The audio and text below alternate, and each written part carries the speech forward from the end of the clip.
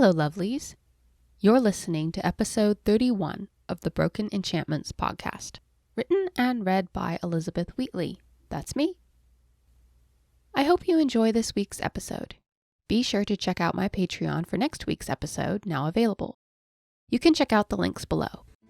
Now let's get to the story.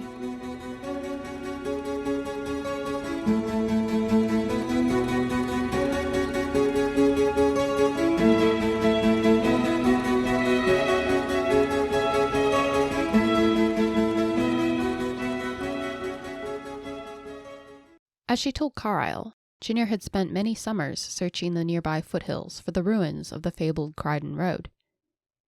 Even though she had planned to search for them again, she had been nearly certain her search would be fruitless. It was more about the search itself than success. They spent the remainder of the day stopping at all the low points in the foothills that Janir knew of. Janir and the horse would stand around and wait while Karile prodded the earth and meandered in circles, searching in vain for any signs of ancient construction. All the while shouting, "It's around here somewhere. I know it is."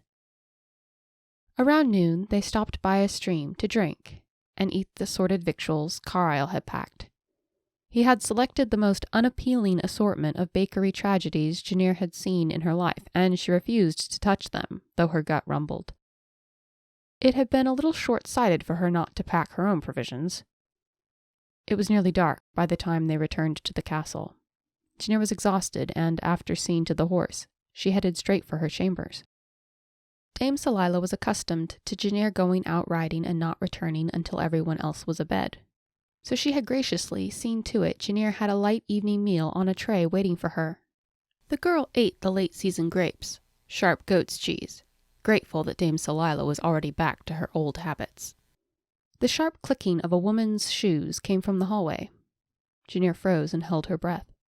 It might be Dame Celila coming to chastise her on her late-hour outings as she had done before.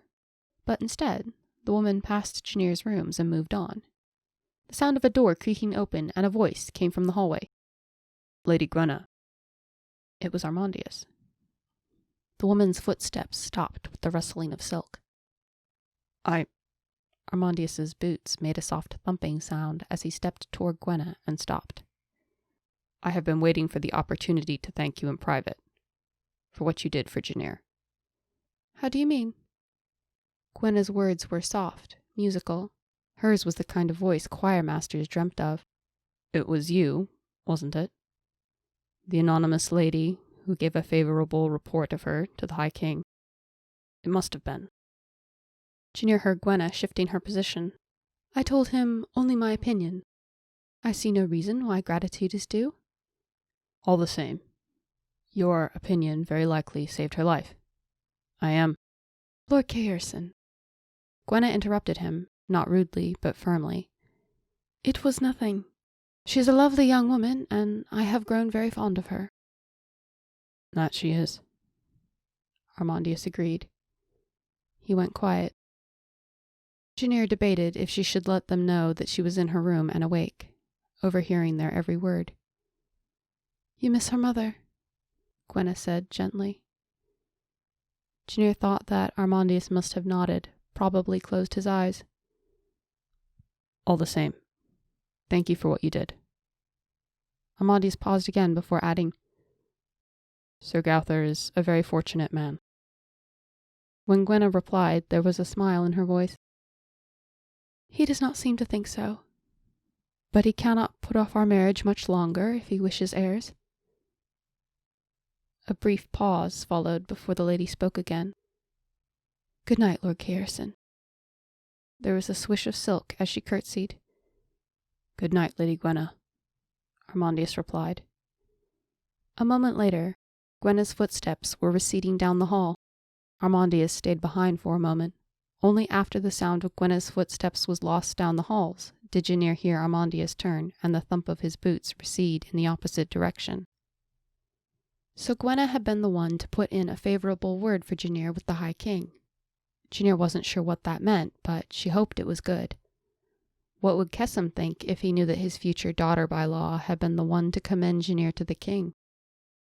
There came a knock at the door not a minute later, breaking the silence. Janir didn't have to look to see who it was. She groaned and reluctantly staggered to the door. Karile, I kept my end of the deal. I showed you the foothills of the mountains. What more do you want? She demanded. Just as she had thought, it was the enchanter standing in the doorway. He rolled his pathetic, begging eyes upward to her irritated face. Again tomorrow? Please? Janir was sitting on her hands, with her legs dangling over the edge of a rough boulder. The uneven and strange surface of the stone was pressing uncomfortably against her palms, and would doubtless leave imprints on her skin. But for the moment, she didn't bother to move because it was even more uncomfortable to sit directly on the rock. Karile paced, muttering to himself. 3 consecutive days he had talked her into coming back. After their first day of searching had proved to be in vain, Janir had refused to go out the next day, being far too tired. As expected, Dame Salila had cornered her and demanded answers, when Janir hadn't been able to give good ones. The look of utter suspicion and betrayal had stung like a wasp bite. Ergo, for the 3 days that followed, Karile had managed to rather easily persuade the Argotalum into taking him out just one more day. If roaming the foothills was the alternative to Dame Salila's anxious and prying silence, so be it. Still, trail riding with the enchanter wasn't as bad as where Armandius was. High Queen Liaris had demanded, of all things, a hawking outing today. The queen had said something about an impressive muse being one of the few redeemable qualities of the castle. Janir hadn't before seen Armandius look quite as pathetic and forlorn as when he had told Janir about it the evening before.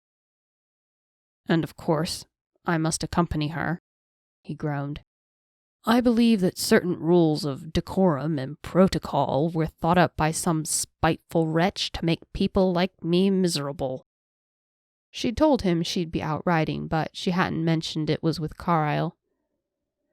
It wasn't so much that he'd expressly forbidden it, but Janir didn't want him to get the wrong impression, especially after her blunder in front of Saven. Coming back to the present moment, Janir watched as Karile tripped on a stray root and fell into the dry leaves of the forest floor. He clambered back to his feet, muttering with aggravation.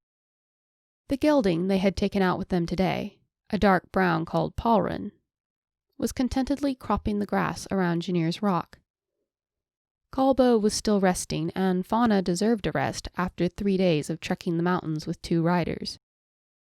Janir had kept on thinking that any day now the snows would come, and then she would have a solid reason not to keep searching for the Kryden Road. Then she'd either have to find another means of stalling or face Dame Salila and the handful of others who had been worried sick about her. "Where's the river again?"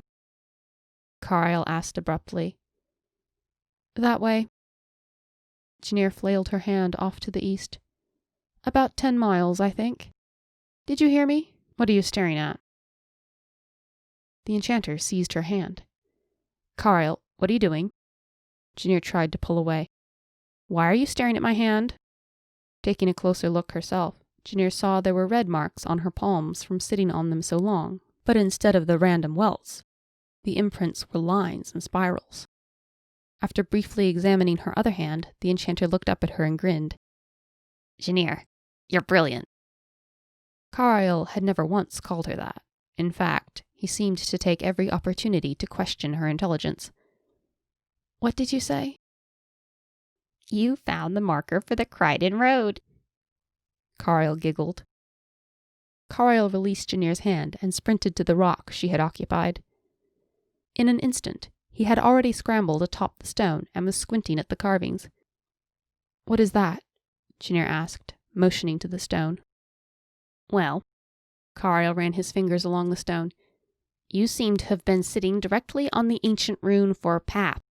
At least, that's partially imprinted on your right hand. How long were you sitting?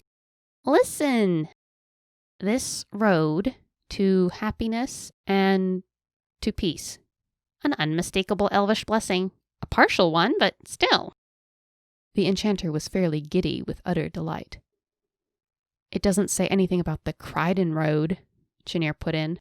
"Nope, Wait, here? The word Kryden? Most of the runes have been worn off, but this definitely marked the beginning of the Kryden Road. Karile squealed. To Janir, it didn't look all that different from the other boulders, but in spite of herself, she felt a tremor of excitement. Are you sure? She leaned over his shoulder for a better look. Certain. There must be some more ruins up in the mountains. How do we know which way to look? Well, we know the road led to Slavin. Which way is Slavin? Janir tended not to think in terms of north and south, east and west. She had rather compiled a map of the surrounding countryside in her head and relied on her memories to navigate the foothills. She never thought that knowing where Slavin lay in relation to her surroundings would ever become a matter of relevance, so had failed to pay attention during her lessons. I don't know, she admitted. Karile seemed a little irked by that, but too happy with their discovery to start lecturing her on her lack of intelligence. Well, Lord Kierson's castle is that way, the bigger mountains are that way, so Slavin must be in that general direction. Karile waved his arm vaguely toward the larger mountains. That means we just have to ride up that way and see if we find any signs of dwarves or Slavish men. The enchanter's excitement was contagious. Janir swung up onto Paulren's back, and Karile leapt up behind her, swift and light. Still, the horse snorted uneasily as a small breeze made Karile's robe flap. Paulren doesn't like your robe. I imagine he'd like my father then. Janir sighed and concentrated on keeping the horse reined in while the animal sorted out Karile's robe was harmless. With Karile clutching her waist, Janir spurred Paulren into a brisk canter toward the larger mountains. The air quickly took on a crisp, sharp feel the further they went. They hadn't been traveling a half hour when the soaring trees began to thin and eventually cleared out altogether. A broad tract of windswept grass stretched up and wound between the feet of two colossal mountains. I've been here once before, Janir realized, but I got nervous because I couldn't see home and turned around. Thinking of turning back now? As a matter of fact, she had been, but hearing him say it, almost sympathetically, made her deny the idea. How Karile could manipulate her so well. Soon a chilling wind was chapping her hands and whipping across her cheeks. Karile hid his face, and even Paulren lowered his head, but Janir had to keep an eye on the land before them. The brown gelding climbed at a steady pace at first, but toward the peak of the tract, where the ground leveled out between two mountains, he began to stumble on rocks hidden by the long brown grass. Cobblestones! Karile excitedly exclaimed. The dwarves would never have built a road without good foundations. Why haven't the trees grown back? She shouted above the ever-strengthening wind. Supposedly, it's been centuries at least since this road was used. The dwarves found a way to keep roots from seeding on their roads. They'd sprinkle crushed eggshells from frost griffin's eggs in the road base, the enchanter explained. It typically took decades to wear off, depending on how thick they layered it. Needless to say, that practice was popular with neither the elves nor the griffins. Janir reined Paulren to a stop and dismounted. Hey, what are you doing? Paulren's not as sure-footed as Kolbo. He's starting to have trouble on these rocks. I thought I should lighten his load. Janir carefully lifted the reins over the gelding's ears to lead him on. Because you're about as heavy as a mouse, even though you eat enough for 5 grown men, you chicken-boned toothpick, she added quietly. She cast a cursory glance to the sun. It was close to noon. They could stay out for a few more hours. Stop! Karile's sudden cry jolted Janir out of her thoughts. She froze in her tracks almost instantly, afraid to move forward. The enchanter held a finger to his lips and slipped off Paulren's side. The gelding tensed and jerked as the strong breeze made Karile's robe snap in the wind. Janir was quick to let the horse have enough extra rein to shy away from the enchanter. Karile's robe hadn't bothered the gelding back at the castle. Perhaps it was when the robe flapped. Karile held a finger to his lips again. What is it? Janir patted the gelding soothingly. Listen, the enchanter whispered, stepping in front of her. Janir was silent, trying to hear through the din of the wind in her ears. if she was very quiet, she could just barely hear it, a faint humming. Shivers of dread and fear resonated up her spine. She instinctively grabbed Karil's arm to pull him back. "Come on, Janir," the enchanter prompted. "We have to go check it out." "Really? And why is that?" Janir snapped. "We should go home and let Father or Savan or someone else handle this." Karil sighed and gave her a sideways look that conveyed deep disappointment. "Janir, what are we going to tell them? We heard humming and are certain that it must be the Slavish coming to kill all." "No, just tell them and—" Karil was already scrambling toward the peak of the slope ahead of her. Janir angrily lashed Palrin's reins to a short sapling and raced after Karil, the humming becoming more distinct the further they went. "Karil, you dim-witted, pea-brained imbecilic!" She wasn't watching where she was stepping and tripped over a stray stone. Janir tumbled to the ground while Karil bounded ahead of her, nearing the peak at a steady pace.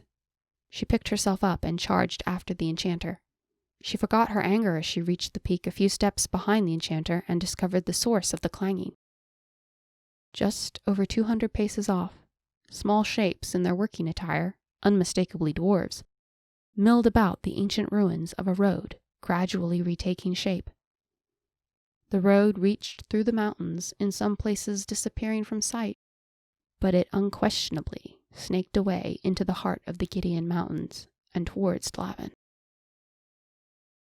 You have been listening to Broken Enchantments, written and read by Elizabeth Wheatley. Don't forget to check out my Patreon for early access to episodes, bonus content, and lots of patrons-only freebies. You can learn more at elizabethwheatley.com. And don't forget to subscribe on your favorite podcast platform or YouTube. I'll see you next time.